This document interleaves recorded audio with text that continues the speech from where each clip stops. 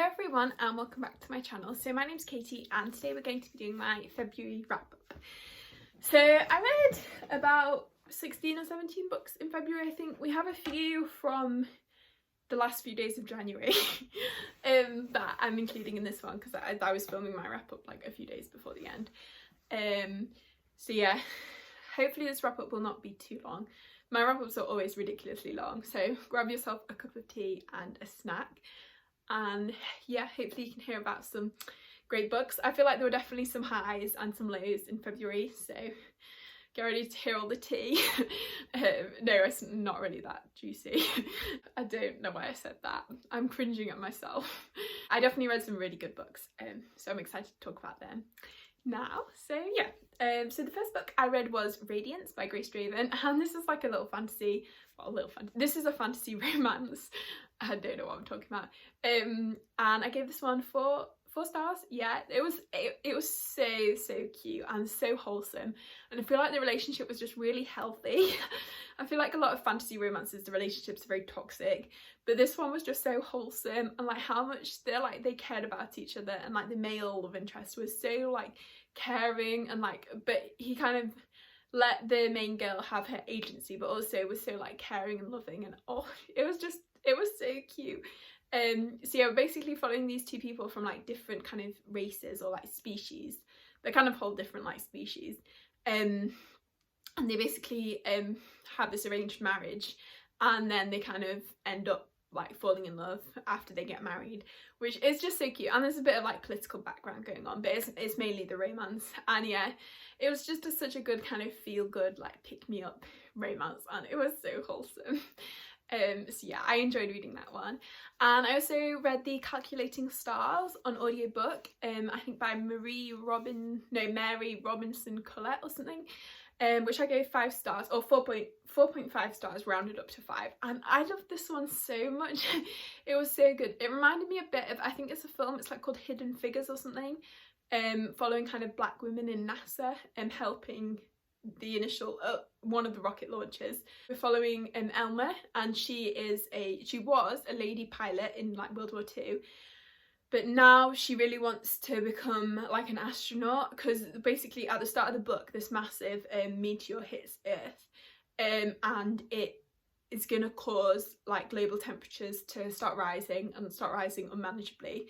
But at first it causes temperatures to drop, and then it causes them to rise. So all of the politicians like don't believe the scientists, because like it's getting cold, how can it warm up? But kind of NASA and this like space organization are trying to figure out a way to get the humans off the planet before Earth becomes uninhabitable. So yeah, so Elma's trying to like advocate for female pilots and female astronauts. So yeah, that's kind of the main plot of the story. But I really liked Elma's character and her husband Nathaniel. Oh, their relationship is so cute. It reminded me a bit of Dana and Kevin from Kindred.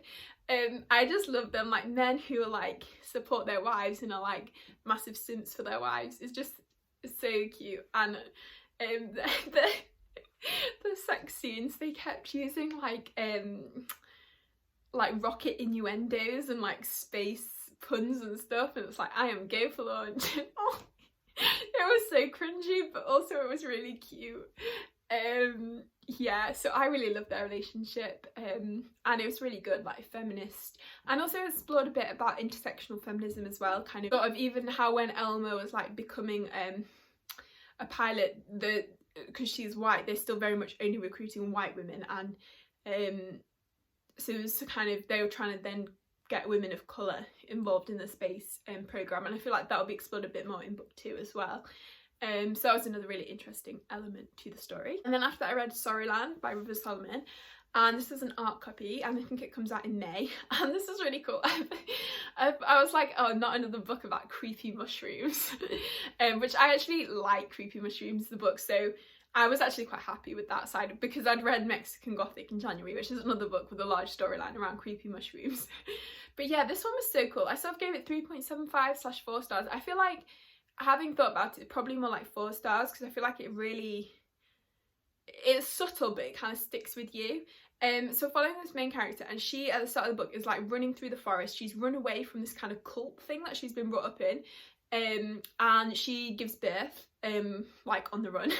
That's kind of how it starts. It's a bit dramatic. And then at to start with, she's kind of bringing up her 2 children. I think what their names, Feral and something else, in the woods, which is really cool. And they she brings them up in a very like gender neutral way, I guess, which is another interesting thing that's explored in the book. And I think it's implied that the main character, she's intersex, which I guess means she has kind of ambiguous genitalia. She goes by like she, her pronouns, but yeah, it's an interesting thing. Yeah, so she's bringing these children up, but then she's kind of being hunted by the people of the cult. They're trying to like bring her back. So yeah, that's kind of the storyline. And then she sort of escapes into the like, so after I think it's like about 4 years, and these kids are like being brought up in the woods, and then they kind of end up in the like real world. And it's cool to see them like explore that and like discover the our world as it's known, because they're very much like wild children. And they were my favorite part of the book, honestly. Her kids, like, they were so cute, and like seeing their relationship and seeing them always be quite protective of their mother, but also how protective she was of them, was another really cool thing. Yeah, and just the whole kind of story around like the woods and like death, and like how kind of sometimes when like decaying things can make beautiful things. And I don't know, it's just a really kind of metaphorical message, I guess, which I really enjoyed. So yeah, I would definitely recommend that and have it on your radar for sure when it comes out in May. It's a very interesting read, and I feel like it makes you think a lot about things, life. Okay, then I read All Boys Aren't Blue, which I didn't really give a star rating because it's non-fiction, but it probably would have been like 5 stars. I thought this was really interesting. It's by George M. Johnson, and it's just kind of a memoir of his life as growing up as both a black and gay man. And yeah, I just thought it was very interesting. I think a lot of the kind of messages he's trying to put across is really good and like very educational. I feel, yeah, like the way the story is kind of structured, because I've never really read much non-fiction, so I feel like I don't have much to compare it to. But I just feel like he kind of had a point like each chapter, and that was quite good. Like hearing about his life and his experiences was quite moving. Yeah, so I would definitely recommend that. If you're looking to get into non-fiction like me, like, and also I feel like, because I don't read much non-fiction, I feel like a memoir is quite a good place to start, because it is almost like a story. But then you have to think to yourself sometimes, this is actually someone's life, which is so weird. And like these characters they're talking about aren't characters, they're like real people. Yeah, which is interesting. But yeah, definitely made me think, and I think it's definitely worth the read, and quite an important read as well. So yeah, that's that one. Okay, then after that I read Queen of Coins and Whispers by Helen Corcan. And this one is a kind of political fantasy. It also has a sapphic relationship, which is very exciting. I'm following Queen Leah, and she's kind of thrust into the queendom after her uncle dies, who was the king, and he was quite a corrupt king. So Leah's kind of inherited this kingdom of like corruption, and it's very bankrupt, and like there's all sorts of political like backstabbing going on. And this other girl called Zana, she becomes her Whispers, who's essentially like her spy master. And then yeah, they have this like relationship, and there's all sorts of like politics and stuff going on, and like Leah and Zaina's relationship is really interesting, and the kind of power dynamics there are quite interesting, especially because like Leah's obviously the queen, so she's very like noble, but Zana's kind of from a like lower class of society. So yeah, it's kind of interesting. And Zana's father, I think, was killed in like a mysterious way, so she's also trying to investigate what happened to him and try and get revenge on what happened to him. Yeah, and there's like various characters who have very dubious loyalties, and it's interesting to see like where they end up in the end. And then there's like other countries, like not ambassadors, like what are they called, heirs, like the princes and princesses of other countries are coming, and there's kind of some plotting going on with them as well, like they're potentially trying to like take over Leah's country. I can't remember the name of the country, but so yeah, there's a lot of like twists and turns, and it's very, I really enjoyed the politics. I thought it was great. Why did I give it? Oh yeah, I gave it 4 stars. I would definitely recommend this one. It's really fun. If you like politics, court politics especially, I feel like it's very like twisty, and yeah, so, and I really like the characters actually. And also Leah, the main character, well yeah, looking at her like arc and how power can corrupt, and like how she at the beginning is like insistent she won't make any of the same mistakes her uncle makes, but then like as the book goes on she sort of becomes a bit kind of corrupted by the power, or realizes that sometimes you have to make compromises in order to make people happy and like satisfied to get what you ultimately want in the end. I thought that was really interesting and well explored. Okay, then after that I read Norfolk Gloss by Esther Hansen, and this one, so this one has a whole story. So at first when I bought this I thought it was going to be like a Becky Chambers novel essentially, but then I found out that it was like full of torture and pain, and like there was a description like it was like a Becky Chambers book if you put it in a cage and paped it, which is kind of an accurate description, but I actually really enjoyed it. I think I gave it 4.5 stars. And so following Caden, who basically, when he's little, he's like been brought up with his parents, and one day they sort of all get taken, this is like the first chapter, get taken into this ship and like dropped on this planet, and then they're kind of released and these like beasts start attacking everyone, and Caden is basically just like the lone survivor, although there is this other girl who he is like almost an older brother to, although they're not biologically related, but she kind of is a bit ambiguous what happened to her, and then that comes back to play later in the novel. But mainly Caden just escapes and like sees his parents like murdered in front of him, and it's very like harrowing. So he's like there and stranded, and then this crew of, I can't remember what the name of the ship is, but they turn up, and also they don't turn up on the ship.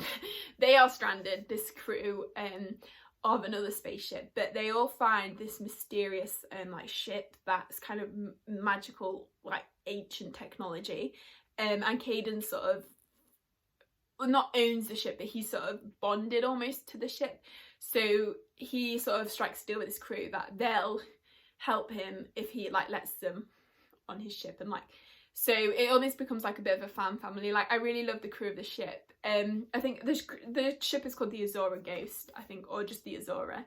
The next book is called the Azora Ghost, and they just sort of go on adventures, and Caden basically he's very revenge obsessed, like he wants revenge on the people who caused this like beast massacre, so it becomes quite like political. And also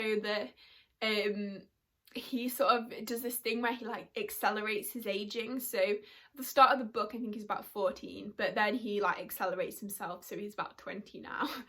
So yeah, that's quite an interesting concept, I think, and the whole like empire thing is very interesting. And also Caden's like origins, like it's almost like a cloning project type thing, like genetics, and it's very interesting. And also there's this substance called nophek, which is very like sought after, or the gloss, yeah, like Norfolk Gloss is a type of gloss, so the gloss is like the like almost currency of the world, I guess. And yeah, so there's also kind of conspiracies around that, and so it's just very interesting, and I really like the sci-fi elements. And I could see the Becky Chambers comparison, because there is like among the crew of the ship, and there is some kind of like reflective times, and like Caden's almost like healing journey and learning to sort of process his anger and grief, and he doesn't always have the healthiest coping mechanisms, and I believe Caden is asexual, so that's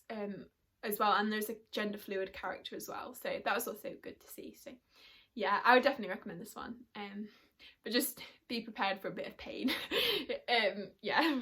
Okay, then after I read Where Dreams Descend by Janella Angles, and I gave this one 3.5 stars. And this one basically following this, like, she's been brought up as kind of a magician type thing, and by this, I think it's called Jack maybe, or this like mysterious like master type thing. But then she sort of runs away to this like village, and she enters this competition, and she teams up with this other magician called DeMarco, and they sort of are trying to win, but like there's this weird things going on in this like magical village, and she's almost being like not quite haunted, but like this kind of master Jack keeps like showing up in to kind of like interfere with her life. So yeah, it was enjoyable. And the narrator, so the audiobook, one of the narrators for the master character is narrated by Steve West, who is he had like the perfect voice for that character. But also I was a little bit confused because basically there's 3 POVs in the book, 2 men and 1 girl, and the female narrator did one of the men and the girl, and then Steve West did the man, which I can sort of see why that was done, but also I feel like it would have made sense to have the male narrator narrating the male characters and female narrator narrating the female character. I don't know, but that didn't really affect my enjoyment. I just thought, why have they done that?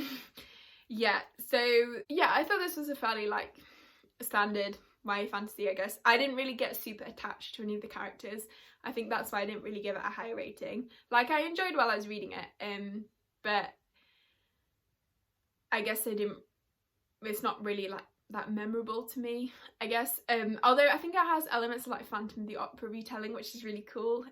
So yeah, I enjoyed that. And like there was definitely a lot of kind of like almost angst and the like drama of this like seductive dark character. I don't know. Okay, and then I read an Arc of Malice by Heather Walter. So this one was kind of rubbed off where I read it. This one we're following a character called Alice, and she is like the kind of villain, or she's been very much portrayed as the villain by her like town where they live. So she has this kind of, there's people who have, I think they're called graces, and they are sort of like magical women, but she's like known as the Dark Grace, and she has kind of a dark power, which she doesn't know exactly a lot about the kind of origins of it. So she comes across this like tower one day, and there's this character like inside, I can't remember his name, it's like Kai or something I think, who tries to convince her to like learn more about her powers, and that they're eventually gonna like run away together. So he's quite an interesting character, like you're not really sure of his motivations. Yeah, so she meets the Princess of the Kingdom, Aurora, and they sort of strike up a bit of a friendship, maybe blossoming into a bit of a romance. So it's sort of, I think it's a Sleeping Beauty retelling, but it's like sapphic, and it's told from the perspective of the villain. That was a good way of summarising what I was just trying to say. But yeah, so it's kind of, it's mainly following Alice and her sort of journey, and she's like nicknamed Malice, which I think is where the like title of the book comes from. But yeah, I really like the kind of setting and atmosphere. It did remind me a bit of, I think, The Bells by Danielle Clayton. That's probably the similariest comparison I could compare it to. I gave it 4 stars. Which I did really enjoy. I really liked the romance, and the ending, oh my gosh, the like last bit, it went in a direction that I was not expecting. Like for a YA book as well, it was like whoa. Yeah, it definitely went places. So yeah, I guess I forgot it was like essentially a villain origin story, which is quite interesting. And I feel like the idea of like women having to be obedient and stuff, I think is kind of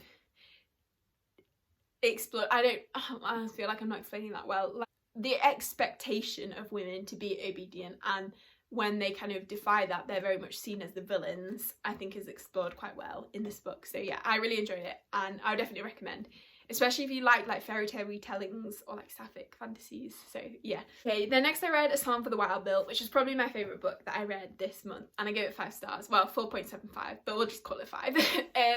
Yeah, so I really love this one. It's Becky Chambers' newest novella, which comes out in July.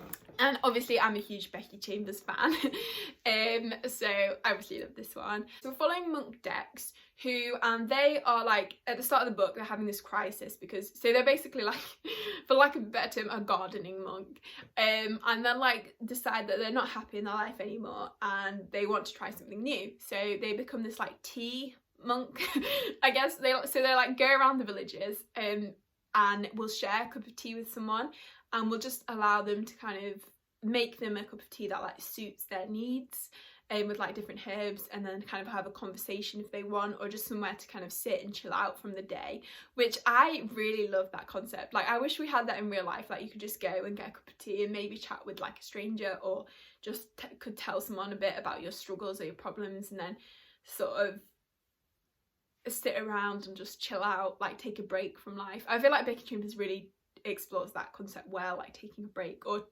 taking your life in maybe a different direction. Yeah, and so and I feel like just reading it at the moment when like you can't go to a cafe, and it just makes you so like emotional. And also I really like the from Dex's side, so they're kind of caring for people. I feel like that meant a lot to me as well, like hearing people's struggles and just trying to help them. And it's so cute because at the start he's like terrible at it, but then he grows into like the best tea monk in the villages, and so I really like that. Also the world it's set in is really cool. It's quite like botanical. It's almost like a botanical steampunk, I feel like. Yeah, like solar punk I think is used in the description, which I think is a really cool way of describing it. Like it's set in the future and it's futuristic, but it's very kind of eco-friendly futurism, which I feel like is really cool. And also it gives you a lot of hope for like where the future could go. Yeah, so that's, I really like that. Like yeah, there's like plants growing everywhere, and just the vibes is so cool.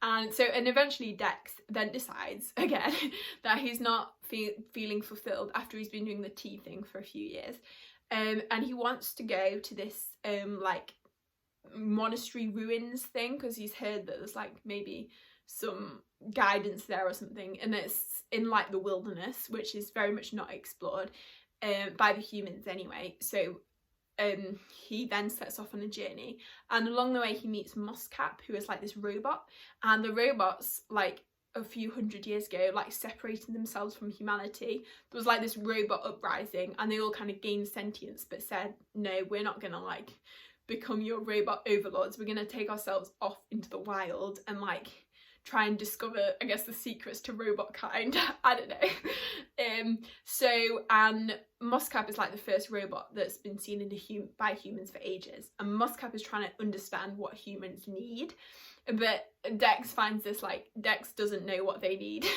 let alone what all the other humans need. So yeah, and I love Moscap and Dex's like interactions. I thought it was so cute, and Moscap is such a little cinnamon roll. Oh, he's so precious. But yeah, I just feel like it's really kind of good look at sort of reflecting on your life and what it means to like be happy and like feeling satisfied with your life. And yeah, it's a really great novella. I just love it. Like Becky Chambers can do no wrong in my eyes. But yeah, it just made you feel so like loved and comforted, and just reading it made you feel like you were having a break from the world, and like you were having a cup of tea with a stranger and talking about your problems. That's the feeling you got from reading, and it just makes you like take a step back and just think, and like makes you grateful for your life, and just that's my favourite kind of reading experience. So yeah, if you take one book away from this, read Song for the Wild Bill. Okay, and then another novella that I read was Dowry of Blood by S.T. Gibson, I think. And this one, quite a change from Song for the Wild Bill, is basically like polyamorous vampire smut. But it was really good actually. The writing is really stunning. I gave it 4 stars. And so we're following Constantana, and at the start of the book she is turned into a vampire by this mysterious character who never actually gets named, but it's pretty much Dracula, because I think it is a retelling of Dracula's Brides. And the whole book is basically Constantana telling him what led to her eventually killing him. And you find that out at the start of the book, like that's the opening kind of paragraph, that she's basically justifying to him why she killed him. So you know at the start of the book she's going to kill him, but you're like throughout the book finding out the events that led to that. So yeah, so he kind of turns her into a vampire, and at the start of the book it's very much like the honeymoon period, but then it sort of becomes, you see Constantana almost become this like jaded immortal, and eventually they sort of acquire more wives. So they get Magdalena, who is quite a spirited character, but she also kind of has depression, and you can see how the sort of vampire lifestyle like suffocates her almost and sends her into these kind of spirals. And yeah, so, and it's quite like a polyamorous relationship. Like the Magdalena and Constantana as well have sort of a relationship going on. It's not just like a polygamy, it's like proper polyamory. And then a few like 100 or so years later they meet Alexo, who is another one of, then joins the family as another of the brides. And he's like very kind of sunshine like type golden boy, and he's very precious, and Constantine almost has a more motherly relationship to him rather than like a sexual relationship, but in a, I guess, romantic relationship. I don't know. So she feels very protective of him, and he is kind of quite aggravating Dracula. Like, he wants to do his own thing and he doesn't like take no for an answer or whatever. But Constantine is very protective of Alexo, so eventually that kind of leads to events. But yeah, it's a really good book. It's quite short and the writing is very good. I think I already said that. But yeah, if you're in the mood for like something dark and seductive and like you feel like drenched in blood, yeah, I think that's a really good one. Yeah, and then after that I read Forrest of Souls by Laurie Emily. I think I read this one on audio and I gave this one like 2.5 stars. I don't know, I can't even really tell you what it's about. Like, I feel like I didn't really follow it that well. Yeah, I think we're following this girl and there's something to do with spiders, and yeah, I feel like that's not a one I can talk about very well. And I don't even have anything to rant about because like there wasn't anything bad about it, there just wasn't anything like particularly good, I guess, that I enjoyed. So yeah, and yeah, sometimes I feel like certain books I just find it really hard to follow them. Like, I felt a bit like that with Black Sun, and it just something about it like doesn't click in my brain and doesn't make sense. But then it's really weird because like some other books that are just really chaotic, I feel like click perfectly, but then I know other people that hate them, so I think it's just a matter of how your brain works and like whether it makes sense of it, I guess. I don't know. So yeah, that's that one. And then I read A Faux Love Story, which is really cute actually. I gave this one like 3.75 stars. And we're following these two characters, so Bao and Lynn. So yeah, and they like, their families have like rival faux restaurants or like Vietnamese restaurants, and yeah, they have like major beef between the families, and we don't really know why that is at the start, but throughout the novel we find that out, and that's a really interesting storyline as well that's explored. But Bao and Lynn kind of team up for the school newspaper, and they're going to go out and like review restaurants. So they're like trying to have this secret, and they sort of end up kind of falling in love because it's a romance. So they have this like secret romance, but it's almost like Romeo and Juliet because they're like families absolutely hate each other. So yeah, it was just really cute, and I feel like it explored a lot. I mean, it is a YA contemporary, so it was kind of like teenagery. And explored a lot about kind of like pursuing your dreams versus your parents' expectations and their like wants for you. Because like Lynn really wants to be an artist, but her parents want her to like do something kind of more maybe academic. So that's kind of her struggle. And then Bao is just kind of, I don't know, he's a really like soft, cute character, and he's just trying to find like what he wants to do in life, and he kind of discovers he has a passion for writing, so he kind of pursues that. So that's interesting, and yeah, the romance was cute, and yeah, if you like YA contemporary, then I think you'll really love this one. It's so cute, and yeah, it just makes you feel a lot happy, and I feel like there were some really good kind of themes and messages as well. Like it had more layers to it. It wasn't just like a cute rom-com, although it was a cute rom-com. It had depth to it.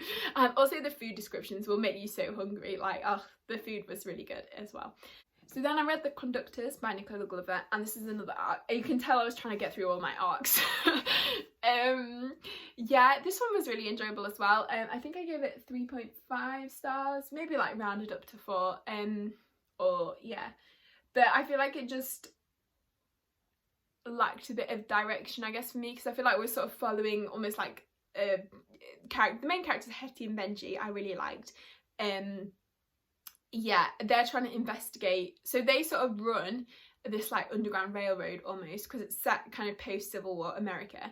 So they're trying to help kind of escaped black slaves, or freed black slaves potentially, I can't quite remember, but escape into the north for like a better life or whatever.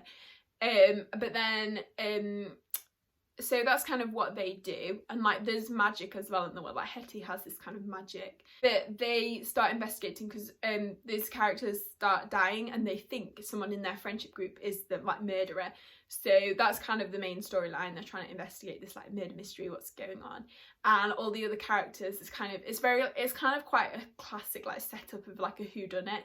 and you have these almost not quite like caricatures, but like there's definitely some kind of characters that you just feel like have the vibes of like a kind of character in like a classic murder mystery. I don't know. So that was really enjoyable. But yeah, Hetty and Benji were definitely my favourite characters. Like the others were kind of there in the background, but they didn't quite feel like fully their own characters. But I did really enjoy the like dynamics between them.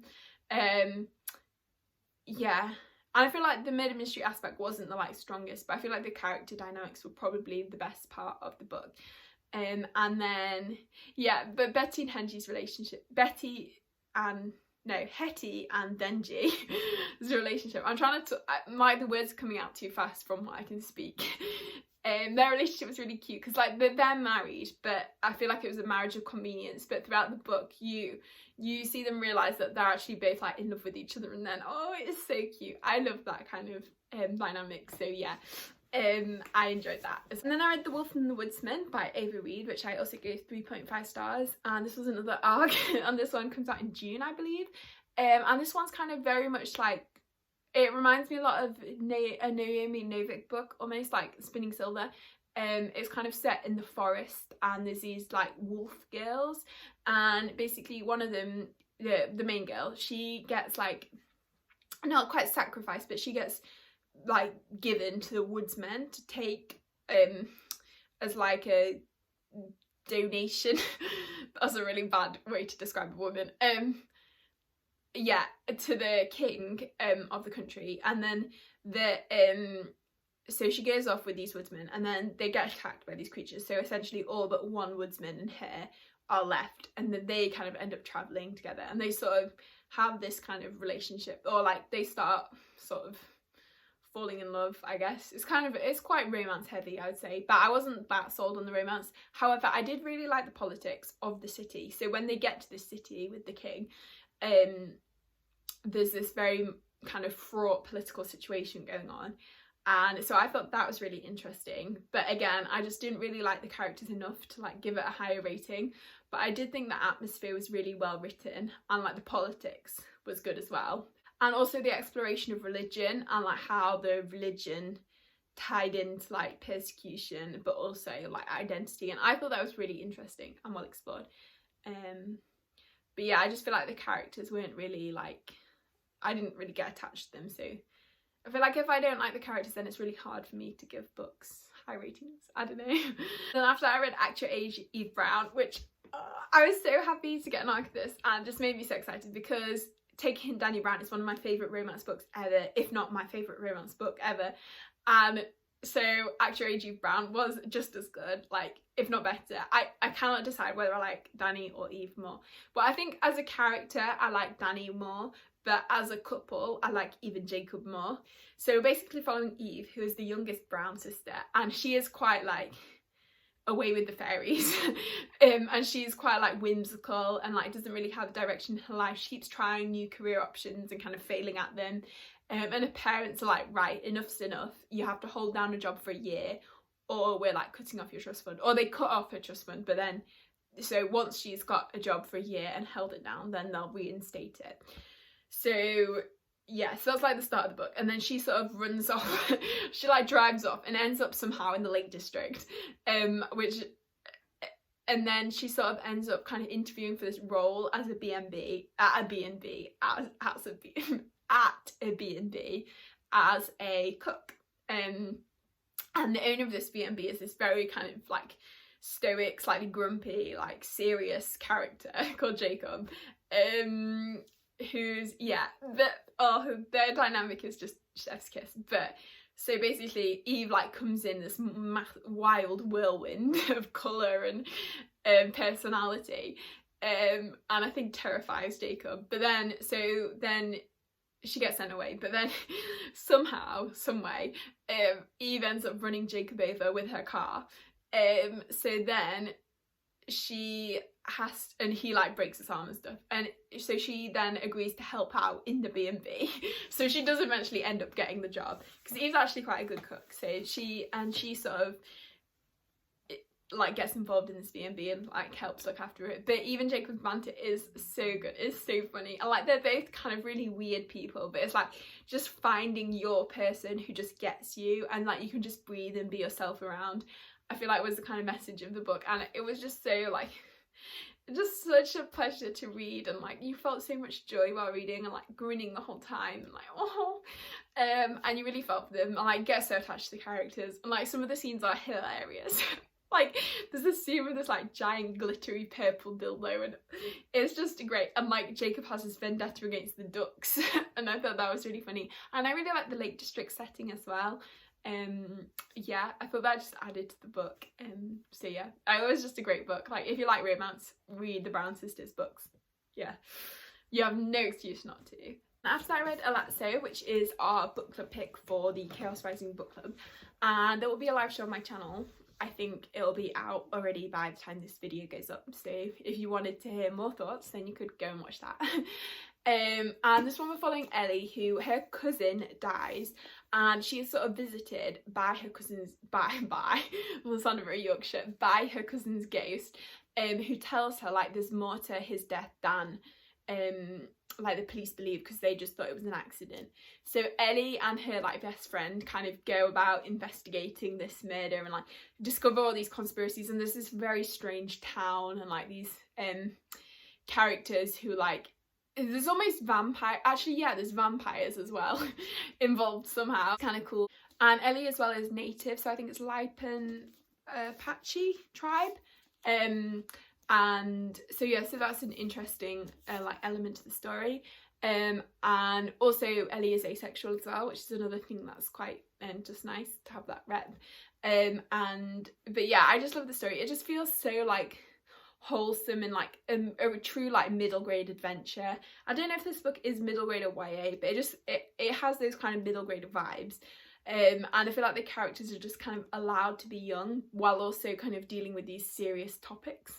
I just feel like that balance is struck really well, and because like kids can deal with serious things, but at the same time kind of retain their childhood, and I feel like that is done really well. And also the exploration of grief and how different people like process grief differently, I think is also explored quite well. And I just really love the sort of ghost elements and the vampire elements.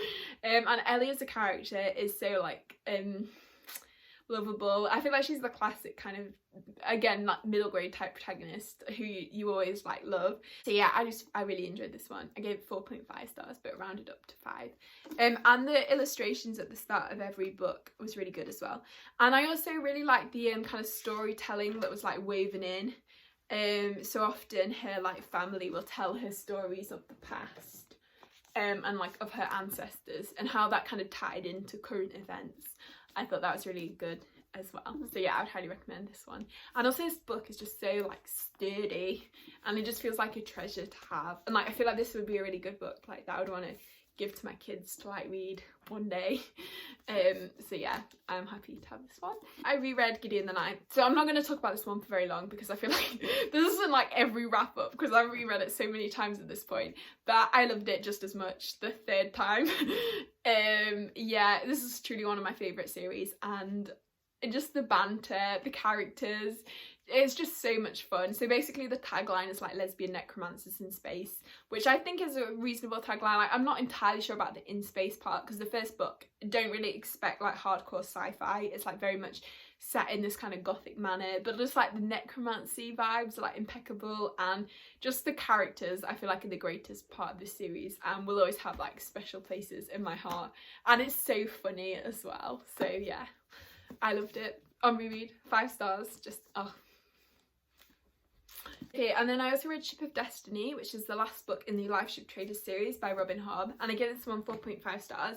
And I think this one is possibly my favourite book in the series. Like I really enjoy the series, and it's very like character driven, and but I really like the kind of nautical setting, like on the ships on the sea and stuff. And Robin Hobb is like a master character person, like character work. Is a master of character work. Just the way some characters you start off the series hating and by the end you love them, and then some characters you start off the series liking and by the end you absolutely hate them, I think was done so well. And actually in this book, some of the characters that sort of went off a bit in the Mad Ship, I ended up liking a lot more in this book. And I really liked the sort of the whole like elderlings thing, and the like dragons I thought were really cool. And also this book gets, well, I guess it's a Robin Hood book, but it gets very dark, and there's a lot around kind of sexual abuse and rape and like being a survivor and people not believing you, and kind of, yeah, that whole storyline was really heartbreaking. I thought it was handled very well, but in a way it was kind of sad that I was included, but yeah, sort of liked how the characters all ended up. I feel like certain characters got what they deserved. And some of the other characters as well, the younger characters, I feel like they were truly like the ones who were kind of saving the world, and just seeing their growth throughout the books was so good. So yeah, Malta is one character who like I started out the series not really liking, but by the end I love her. She's so like strong, and I really like her relationship with Rain actually. And in this book she just takes so much kind of her fate into her own hands, and she goes through some quite hardships, but she sort of really like comes out on top. And just especially towards the end when she like becomes, I don't want to say it because it's kind of a spoiler, but like becomes what she becomes, I think is such like a full circle for her character almost, and you're just like so proud of her. And then Selden, the youngest sibling, and he like in the first book you're like he's just there, but by the I love Selden. He's like the cutest little cinnamon roll, but also he's almost like falls, well he does, he's still a kid, but he almost falls into that trope of like an ancient being in a child's body. He's not an ancient being, but sometimes he like acts that way, which I thought was so cute. And he's like going around telling all these adults like what is what. And yeah, so I really liked him. And actually Alfie and Brashin as well, two of the other characters, I don't know how I felt about them in the Mad Ship, but actually I really liked them in this book. And I feel like their relationship grew on me a lot. And also the Paragon, so one of the live ships, that was such a cool storyline. There was like there was a plot twist when you found out like why the Paragon was the way he was, and that was like mind-blowing. I feel like this book just had the perfect, like when you have a lot of series and they like culminate into this like really satisfying way, and like the reveals I thought was so well done. And yeah, and I love Amber, she's another great character, and I believe she is also the Fool, which is cool, like the connections there, although I haven't actually read the other Realm of the Elderlings books, but I know of the Fool. So yeah, and then I also read the Twofaced Queen by Nick Martell. So I have a confession. I read this book without having read the first book, but having said that, I thought I did understand it quite well. I feel like there's some elements of maybe the magic system I didn't quite understand so well, but I did actually really enjoy this book. I feel like the characters are very humorous, and it's quite light in tone, and especially I feel like the first half of the book I wasn't entirely sold, but the second half I feel like really picked up, and I started really enjoying it and getting quite invested. And the storyline, especially in the second half, was really cool. Like there was it sort of brought in dragons, but also this idea of like stealing people's hearts, and then you get the power from their heart. And I don't know, I just really like that, and like the whole kind of conspiracies around that. The thing I wasn't sold on was the romance. Like I just did not get on with that, and I don't like the idea of the whole like pining. I don't know, I wasn't sold on the romance, but I did really like the plot, and also some of the other characters. Like I liked Michael, the main character. He was like decent. He wasn't like my favourite new character or anything, but I thought he was quite entertaining. And then this other character called Dark, who's he's almost a villain, but also he's really like, I don't know, he's kind of friends with Michael, but I really liked him and his sort of whole story, and also his like family and the way that tied into the plot. I thought was really good. So yeah, I did enjoy that one overall. Finally, I read Sky Beyond the Storm, which is the fourth book in the Ember and the Ashes quartet, and I gave this one 4 stars, and I really, did I give it 4 stars? Yeah, I really enjoyed this finale. I feel like it was nice to be back in the world. It made me quite nostalgic because I feel like I read the first ones quite a while ago. Also, I love these edges. But yeah, I enjoyed my experience reading this. I feel like this isn't my favourite in the series. Like, from what I can remember, I don't know actually which is my favourite, but I did quite like especially the ending of this book and how everything sort of tied together, and the sort of idea of like remembering the past. I don't know, and I like the whole soul forest thing. I thought it's quite cool. There was one character death which made me very sad. And also I feel like one of the characters was so like, almost all the character deaths affected that character a lot more than the other characters. I don't know how to explain that any better without spoilers, but I just really like Elias and Helene and their journeys and kind of where they sort of ended up. I think Helene's probably my favourite character. Yeah, and I feel like this book has quite a good kind of message of almost hope, like never giving up hope even when it gets difficult, and like just kind of being the like light in the darkness, or an ember in the ashes. See what I did there? Or even a torch against the night, so you can find the sky beyond the storm. Yeah, I'm ashamed of myself now. But yeah, no, I enjoyed this one, and obviously I think if you're reading book 4 in the series, like, you're probably going to enjoy it if you like the series already. Like, it's definitely not disappointing by any means. I don't think it's the strongest in the series, but I also don't think it's a weak book by any means. So yeah, so that's the final book of the wrap up and the final book of the series. So yeah, I hope you enjoyed this video. Please let me know in the comments what your favourite book that you read in February was. Mine was probably Psalm for the Wild Built. Yeah, and I will look forward to doing my March wrap up, because it will be a very exciting. The House of Always is in there, because this is a few days into March, but I'm going to include that in my March wrap up rather than talk about it now. But yes, so I hope you all enjoyed the video. If you did, please give it a like and consider subscribing if you haven't already, and I hope you're all having a great day, and I will see you next time.